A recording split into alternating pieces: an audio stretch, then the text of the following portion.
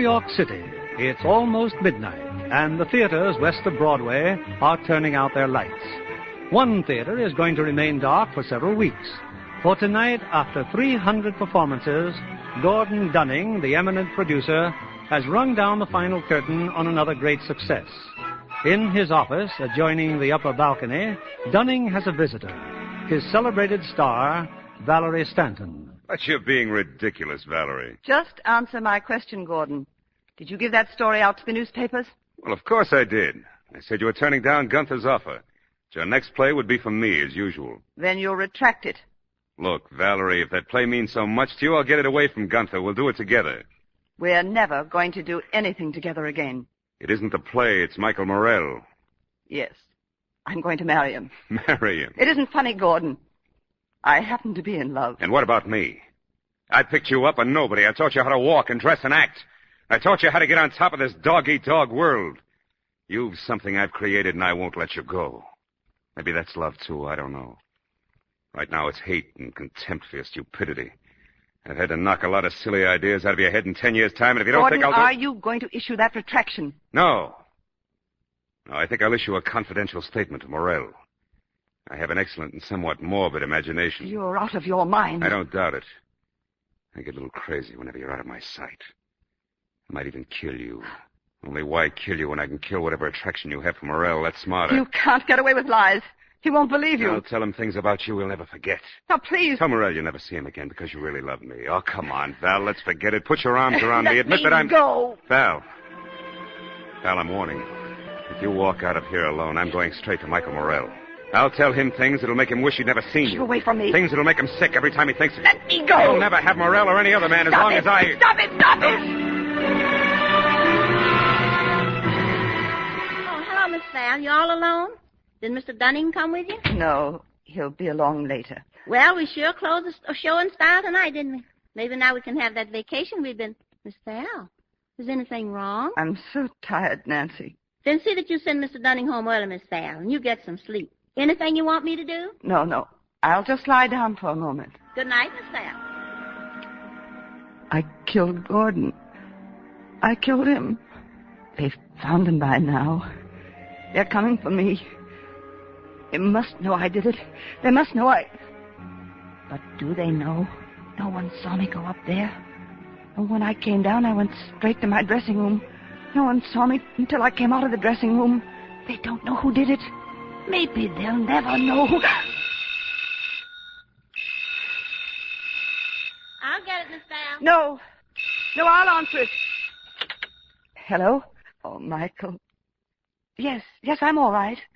Darling, I've got to tell you Gordon? No, he hasn't arrived yet. Oh, I love you, too. No, you'd better not come over. Yes, I'll phone you the minute he leaves. No, dear, nothing. Good night, my darling. Oh, why did this horrible thing have to happen? Why? Michael, 5 weeks ago, I didn't even know you. This wouldn't have happened if I hadn't met you. I love you, darling. 5 weeks ago, Gordon was giving a party after the performance. And on our way to his apartment... I've got a surprise for you, Val. Peter Gunther's coming to the party. How nice of you, Gordon. Yeah, I want him there so you can tell him yourself. Tell him what? That he can peddle Hedda Gabler somewhere else. The part's not right for you. I happen to think the party's right. Don't be absurd. A smart, sophisticated comedian like you playing a neurotic woman who kills herself because true love has passed her by. My, you make it sound fascinating. That's more than you'll do. Now, about tonight. There'll be quite a few people there. They expect us to be enchanted with each other. Don't worry. I'll put on the slightly breathless act. Is Marion coming? Of course. I invited the whole cast. What's the matter? You two still battling? There's never been a battle. She merely detests me. Nonsense. Marion's a fine actress. I can't help it if she thinks she's still in love with me. Oh, darling, of course you can't. Well, no matter what you say, Marion, you've got to admire Valerie. That's quite a performance she's putting on over there for Peter Gunther. Monotonous, isn't it? Trouble with Valerie is she's here today and here tomorrow. Oh, why don't you leave her alone then? I mean, off the stage. I do. I can take her or leave her. Which seems to be more than Gordon Dunning can do. Well, keep your fingers crossed, sweetie. She may be working for Gunther next season, in which event you and Gordon... Keep your opinions to yourself, Jeff, and out of your newspaper column. And stop giving yourself away, darling. Why, everyone can see that you're still carrying that old torch. Lights up like a Christmas tree every time you're near Gordon. Uh-oh. Who's that? Who's Val talking to now? I don't know. Poor little man. You think I should go and warn him? And as soon as I saw you, I simply had to come over and introduce myself. Well, how nice of you, Miss Stanton. I think you've written the most wonderful book of the year.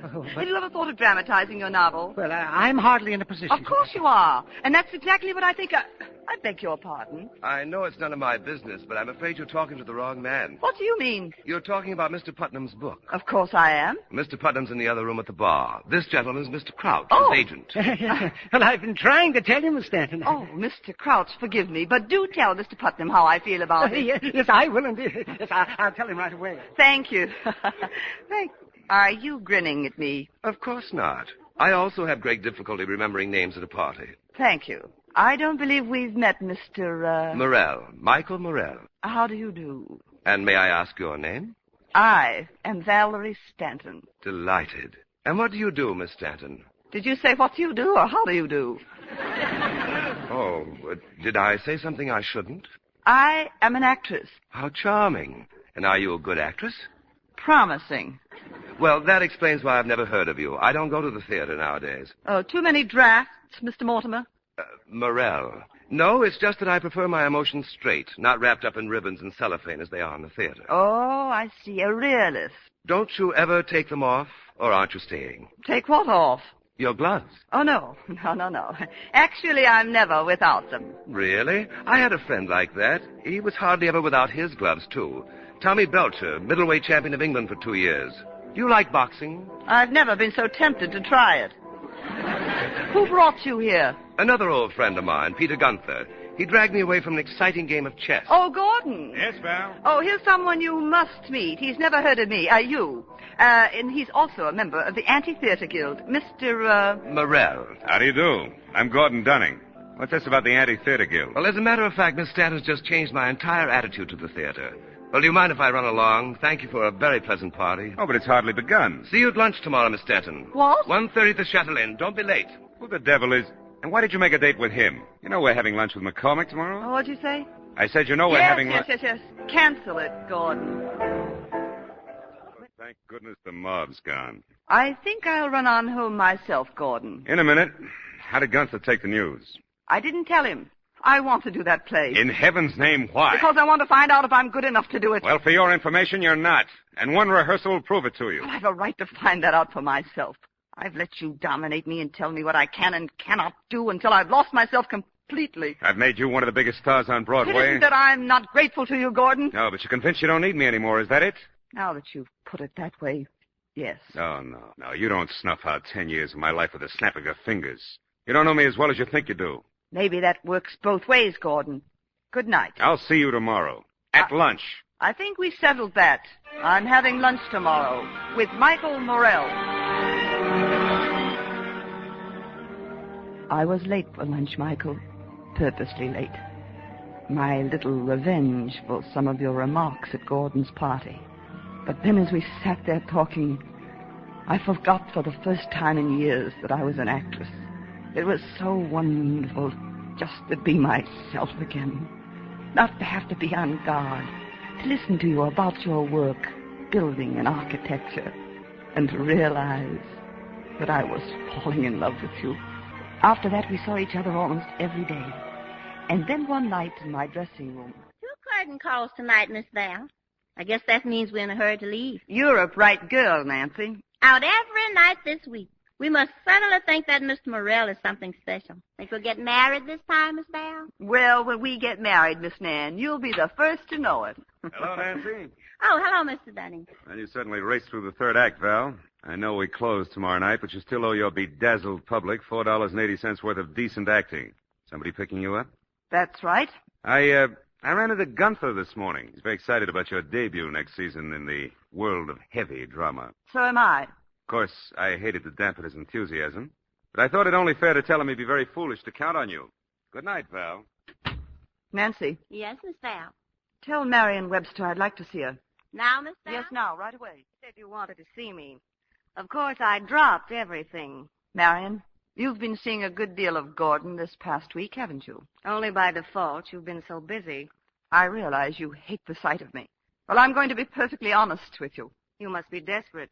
I need your help. Is it that hard for you to get off the hook? Why don't you just walk out on Gordon? You don't need a passport, you know. Gordon refuses to accept the facts. You see, I thought perhaps you might... I get it. Exit Mr. Dunning, enter Mr. Michael Morrell. Only Mr. Dunning refuses to exit, and you want me to give him a little push. Why not? I'd get what I want, and you'd get... What you want. Oh, let's leave out the sarcasm. You and Gordon had something once. Well, it was pretty important to both of you. I came along and interrupted it. I don't believe I ever really destroyed it. If Gordon weren't so tied up in knots, he'd realize it, too. So if you want him, Marion, take him away. Now. Do you really mean that? Every word of it. Don't ever change your mind, Valerie, because once you let Gordon go, you'll never get him back. Well? Okay. Oh, by the way, I still hate the sight of you.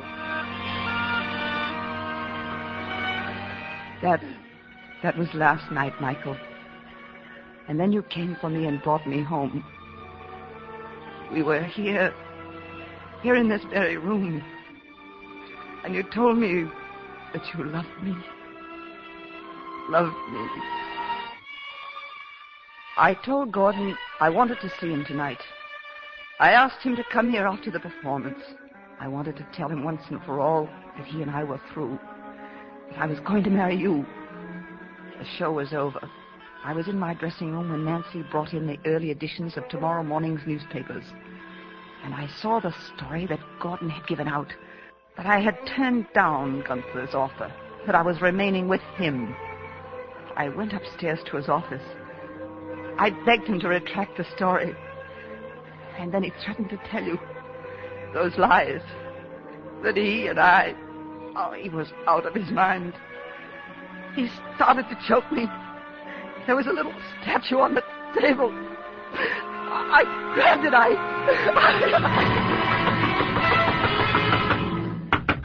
Miss Val! Come in, Nancy. It's Mr. Dunning, Miss Val. The stage manager just phoned. Mr. Dunning, he's been murdered.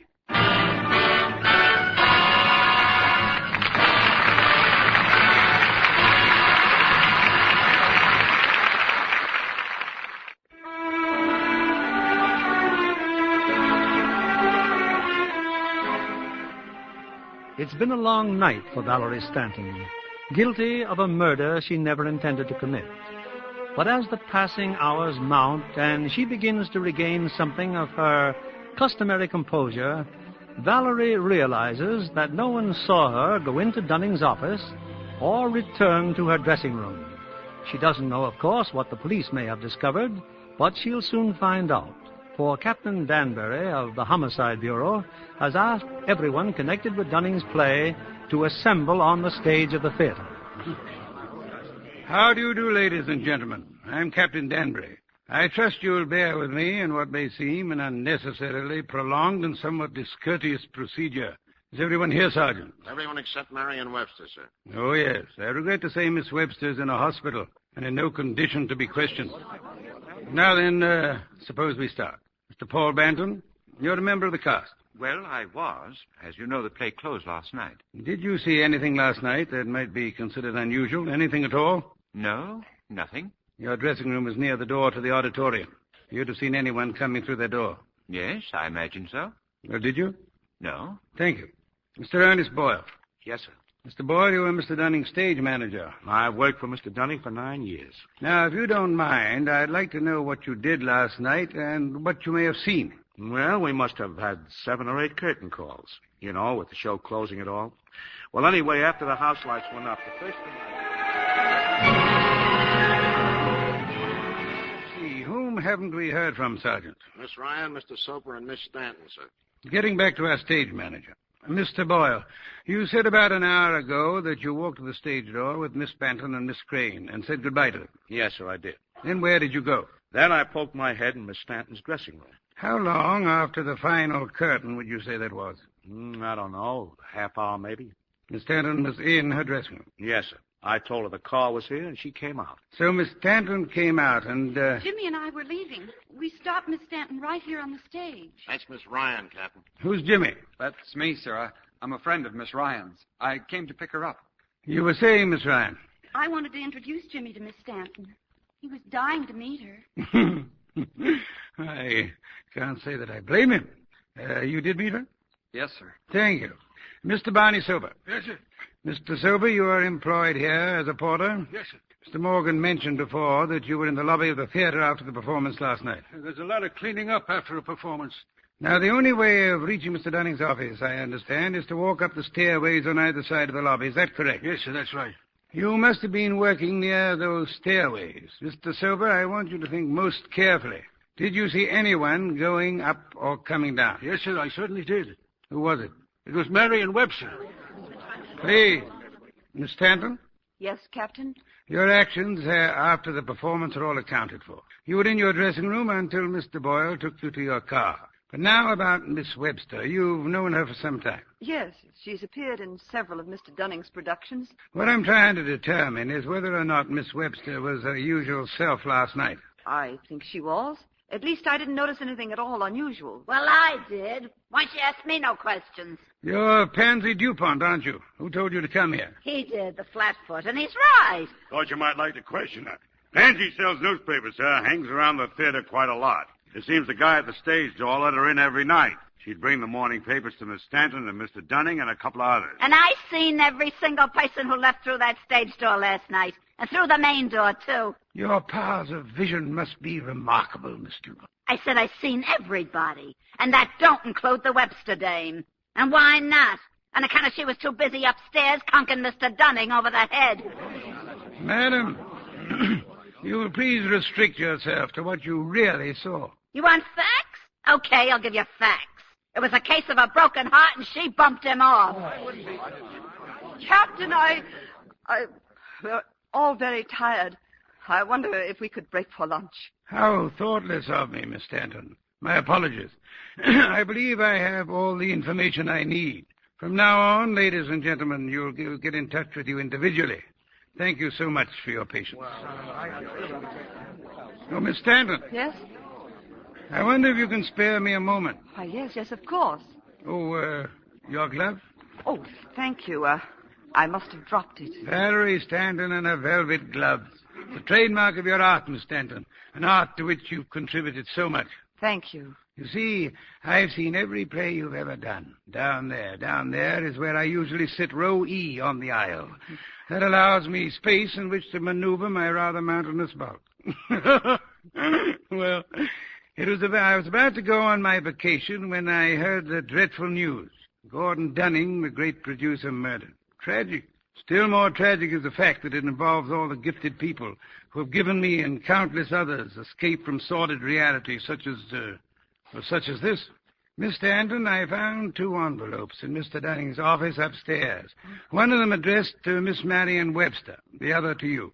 I thought it might be personal. It's simple courtesy to ask you to be present while I open and read it. The one to Miss Webster I've already opened. I see. But this one to you.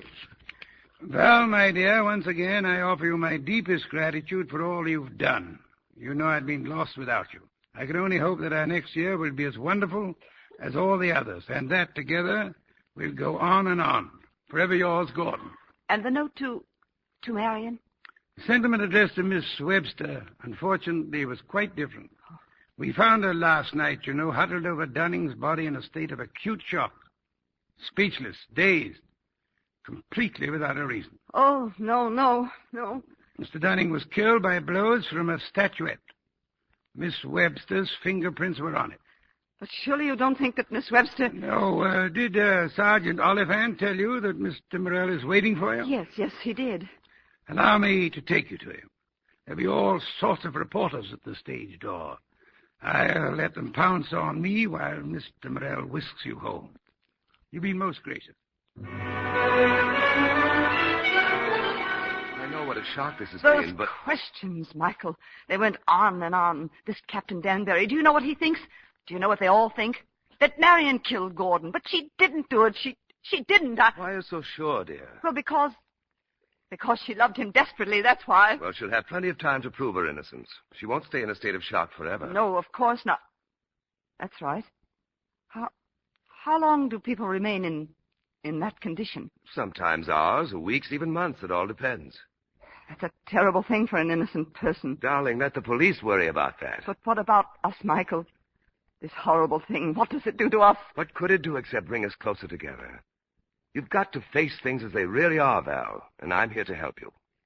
Face things as they really are? Yes.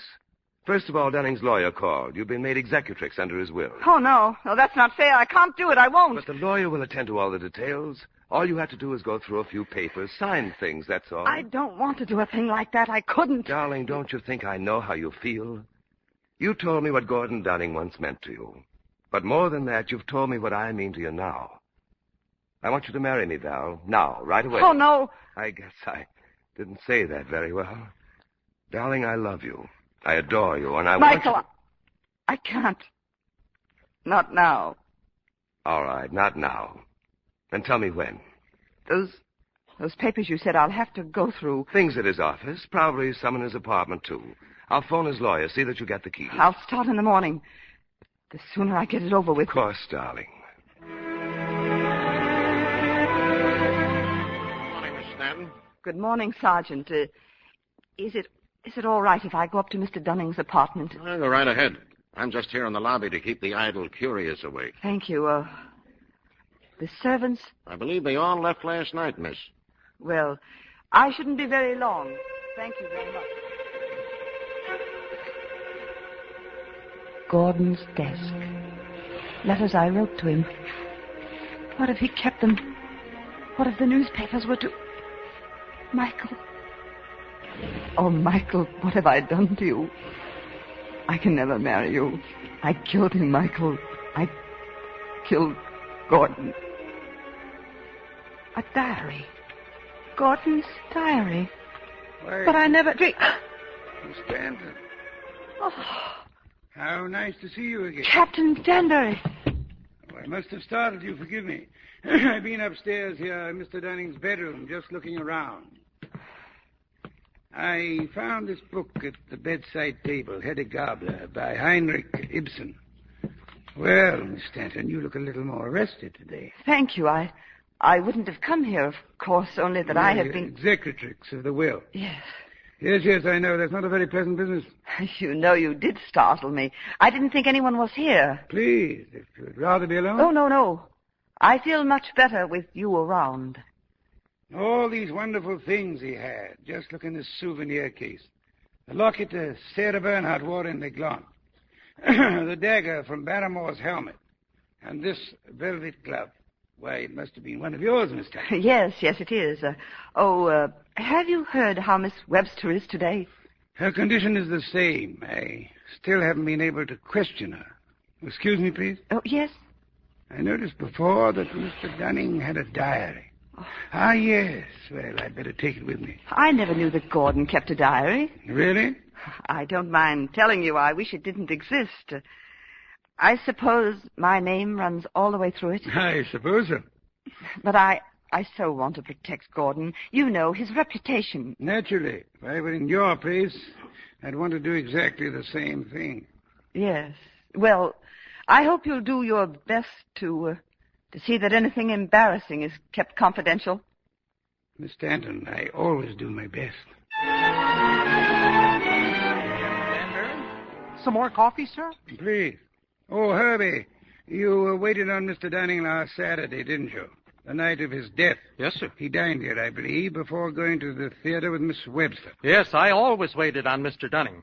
I've heard they had an awkward little scene, Mr. Dunning and Miss Webster. Well, they seem to be very friendly, see? Then Miss Stanton comes in with some gentleman, and she stops for a minute at the table. And the minute she leaves, then Mr. Dunning and Miss Webster start saying some nasty words to each other. Thank you, Herbie. Oh, I believe I'll have a piece of pastry with that coffee, please. Yes, sir. Hello, Captain. Mr. Morrell, how nice to see you. Had your lunch? I was just leaving. How's my favorite actress, Miss Stanton? You haven't seen her? Not for 3 or 4 days. I think you'll find her much better. I'm so glad. Tell me, does she have any plans? Plans? I seem to have heard some talk of a play for Mr. Gunther. Oh, yes, but she seems quite nervous about starting with somebody new. Valerie had such confidence in Dunning. Look, why don't you drop by this afternoon for a drink? Valerie's apartment. You've heard of Jeff Trent? The newspaper columnist? Yes, he wants to interview her. And I'll be intruding? Not at all, I'm sure. If you could just reassure her. That's very nice of you, Morrell. I'd be delighted to drop by. Now, look, Jeff, you're here to interview me, not to tell me what to do. I still think you're off your rocker, Val, giving up comedy to dabble in Ibsen. Now, tell me, when did Gunther... Interrupt the press conference? Well, hello, darling. We won't be much longer. But you have a visitor. I'm afraid I forgot to tell you, but I asked Captain Danbury up for a drink. In heaven's name, why, darling? You knew I had this interview. He's such a nice chap, and he was so flattered by the invitation. But don't worry, I'll look after him. No. Bring him in, Michael, now. How nice of you to have me here, Miss Stanton. And I'm so glad you could tear yourself away from your work. Oh, this is Mr. Trent, Captain of the Morning Express. How do you do, Mr. Trent? Oh, don't let me interrupt. Captain, I don't wish to enter where flat feet fear to tread, but you've talked to everybody in town about the Dunning murder except me. I apologize. Well, my theory is that somebody on the inside hired somebody from the outside to come inside, do the job, and then go outside.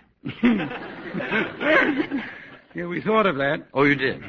Well, suppose I take Captain Danbury out on the terrace while you deal with Jeff single-handedly, if anybody can.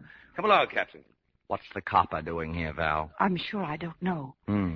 Jeff, please, let's get this over with. Oh, yes, of course. Is Gunther giving you a percentage? My arrangements with Gunther are the same as I had with Gordon. Well, that should be very interesting.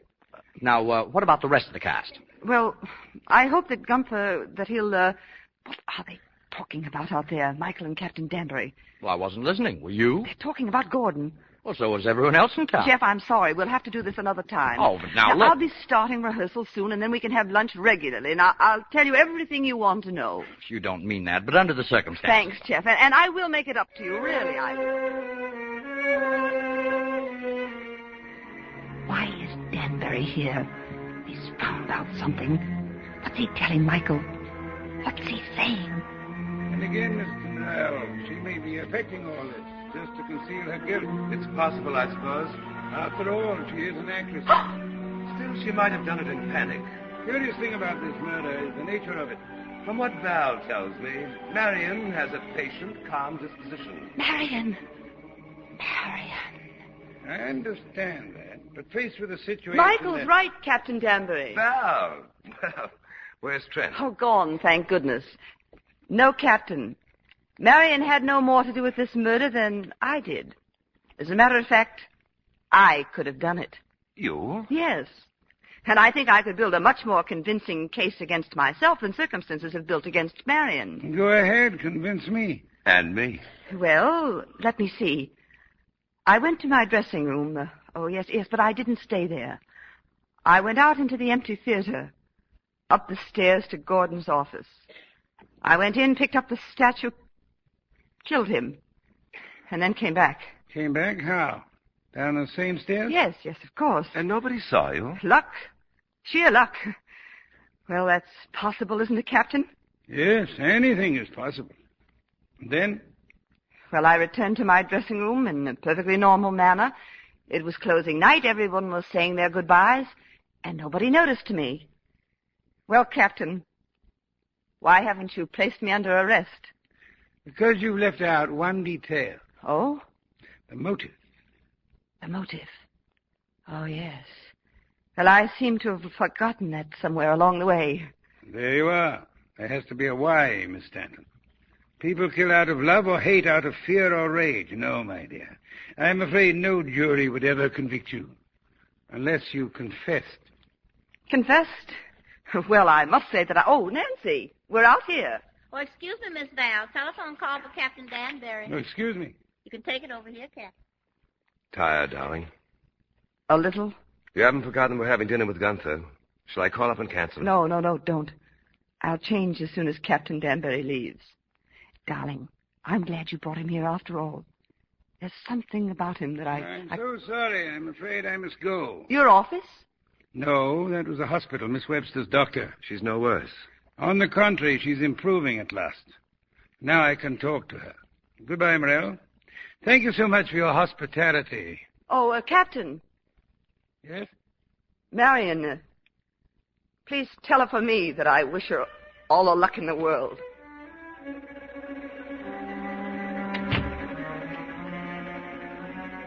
Hello, Marion. Marion, how are you? Why did you come here?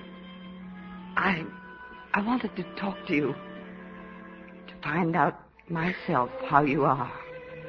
You're scared. That's a strange thing for you to say. You're scared about how much I know. Marion, you've been ill. You mustn't say things. You're scared about how much I know. I know what you know. Just the two of us, Valerie. I know that you killed Gordon.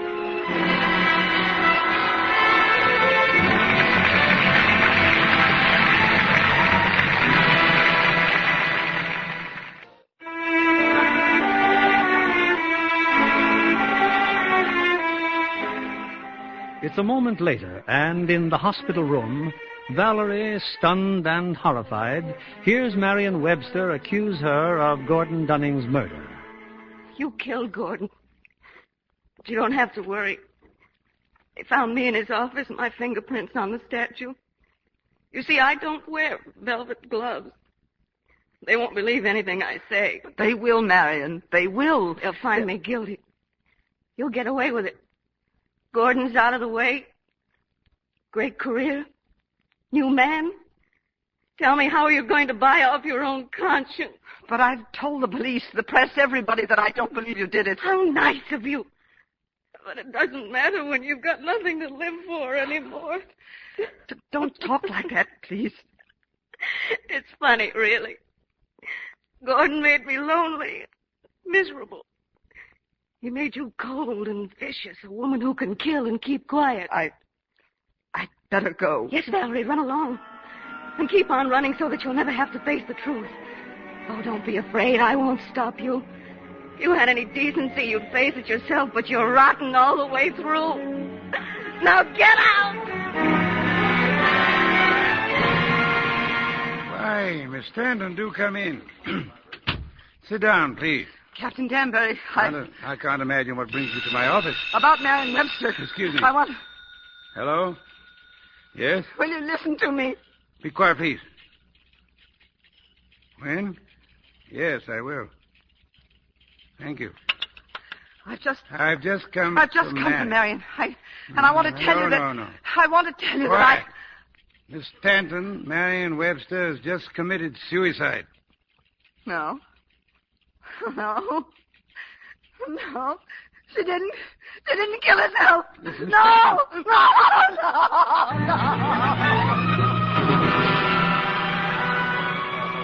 Well, Miss Stanton's expecting you. How's the rehearsal going? Well, they're still at it out there on the stage.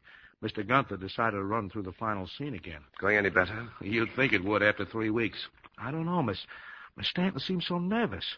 What's she got to be nervous about? She's an actress. Sit down, Mr. Morel. You can watch them from here. No, Valerie, no. Now, wait a minute. All right, Peter. What is it this time? I'm sorry, my dear, but you've got to make Hedda feel more trapped. She's caught. She can't escape. All right. Let's try it again. In a moment. Now, when you go through that door and walk off stage... What about the pause? Well, make it a shorter pause, then. And remember, the feeling to keep in mind is that Hedda Gable is going to go through that door and kill herself. But I wish you'd And we must keep the audience dreading to hear the sound of that shot. No, I can't. I'm tired. I've tried.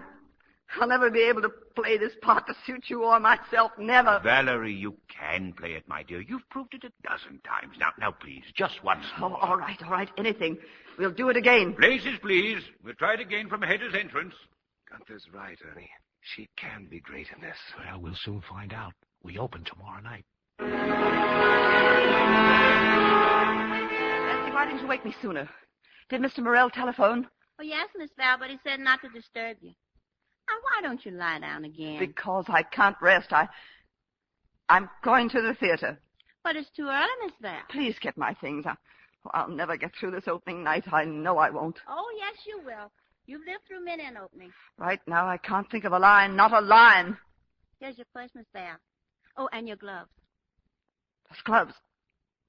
Where did you find them? What are you trying to do? Well, I've been looking for this pair for weeks, Miss Val. I finally found them when I straightened out the drawer this morning. Why are you giving me these particular gloves now? Because they go with your dress, Miss Val. But I'll get you another pair.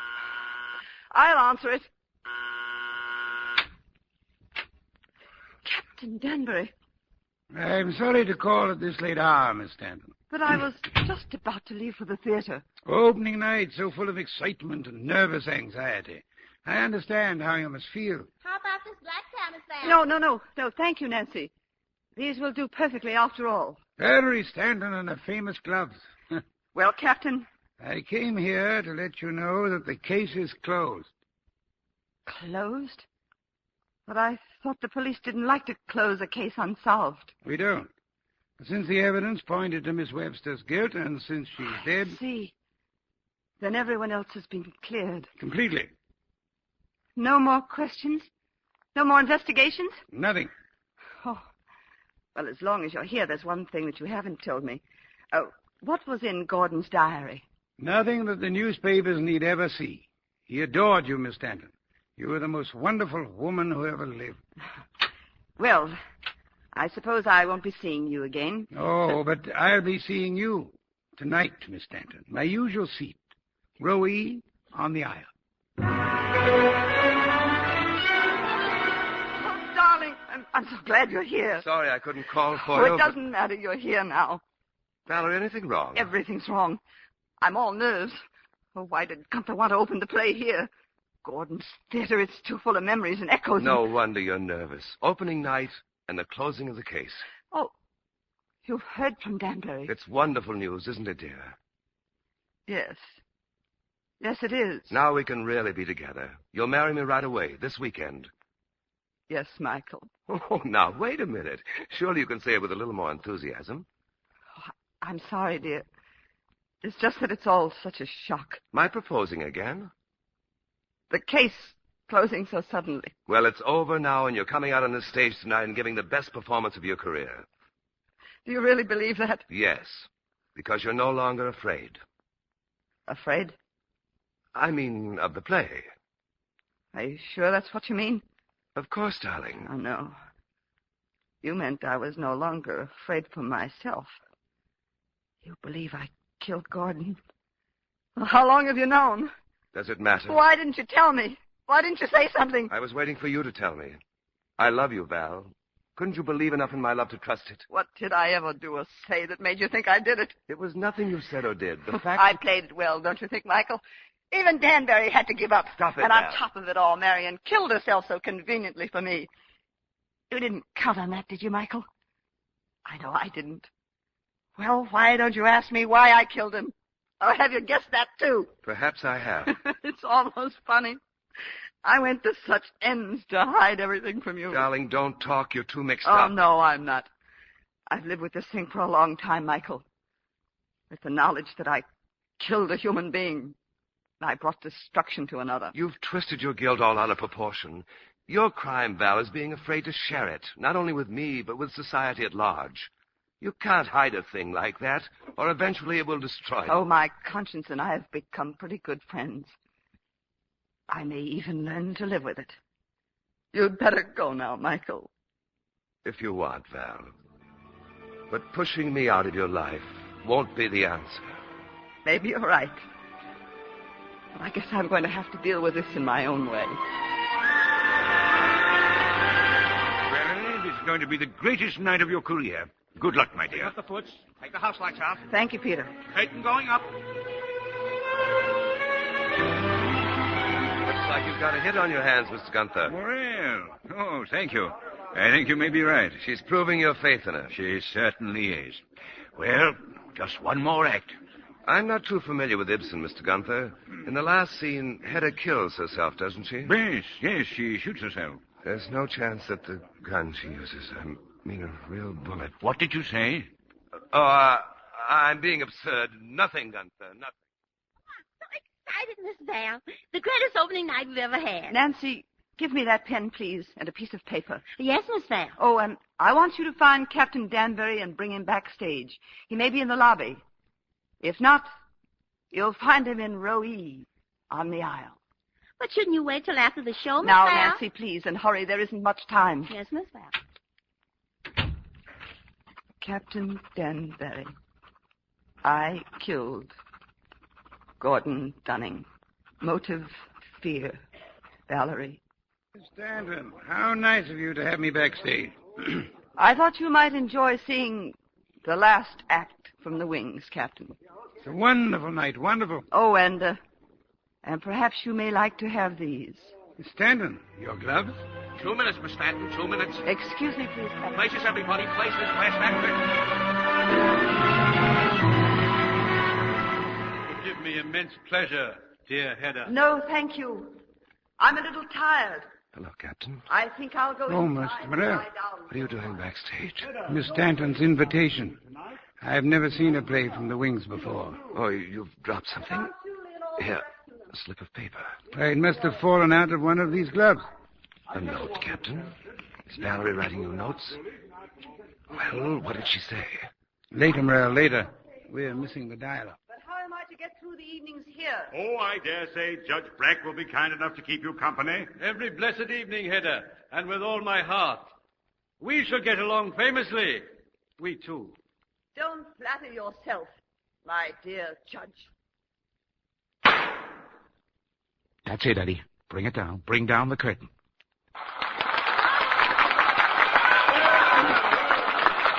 What's the matter, Captain? That shot. The play. Hedda commits suicide and the curtain comes down. Yes, but excuse me, but I better... Take it up, Eddie. Curtain call.